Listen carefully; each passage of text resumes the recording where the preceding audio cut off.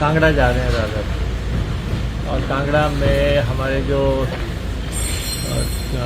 Municipal committees के councils के corporation के इलेक्शन हैं, उसके इलेक्शन कमेटी की मीटिंग है शाम को 6 बजे।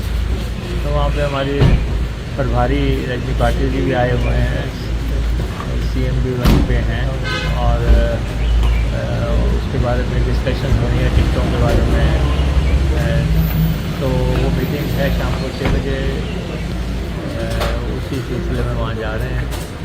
तो वहाँ के जो MLAs हैं या वहाँ से हमारे कैंडिडेट्स हैं उनको बुलाया हुआ है, उनके साथ डिस्कशन करेंगे और फाइनल करेंगे कैंडिडेट्स का। सर बात करेंगे जल शक्ति विभाग में कई पद खाली हैं, सर कब तक भरने की है?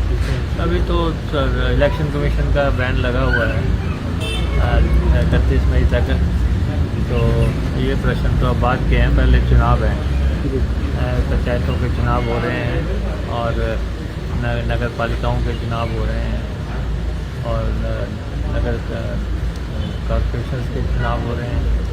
अभी तो 1 महीना सारा फोकस उसी पे है और इलेक्शन कोड ऑफ कंडक्ट लग गया है।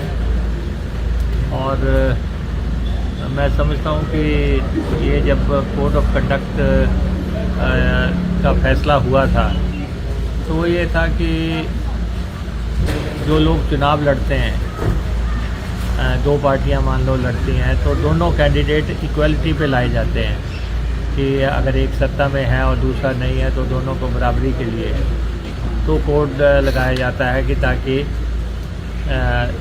तो वो MLA के इलेक्शन की तो बात समझ आती है, लेकिन पंचायतों के इलेक्शन में जो पंचायतें हैं या नगर पालिकाएं हैं, ये तो कोई पार्टी सिंबल पे इलेक्शन नहीं हो रहे हैं। तो इसमें फुल फ्लैज्ड कोड लगा दिया जाएगा।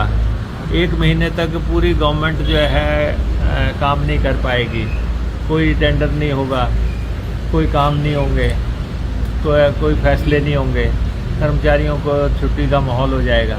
तो मैं नहीं समझता कि जहाँ पे चुनाव सिंबल पे नहीं हो रहा है और वहाँ पे जो है ऑन गोइंग काम रुक जाएं, डेवलपमेंट के काम रुक जाएं 1 महीने तक, वहाँ तो पंचायतों में जो आपस में लड़ रहे हैं, जो आपस उनका तो समझ आता है कि वहाँ पे पंचायत में काम ना हो, लेकिन सरकार काम नहीं करेगी और उसको जो है उसकी मूवमेंट रोक दी जाएगी, उसके काम करने के तरीके रोक दिए जाएंगे। मैं समझता हूँ ये कहीं सही नहीं है। विधानसभा में तो समझ आता है कि दोनों पार्टियां इक्वालिटी पे हों, लेकिन पंचायतों के इलेक्शन जहाँ सिंबल पे चुनाव नहीं है वहाँ पे 1 महीने तक सारा काम रोक दिया जाए, ये सही नहीं है।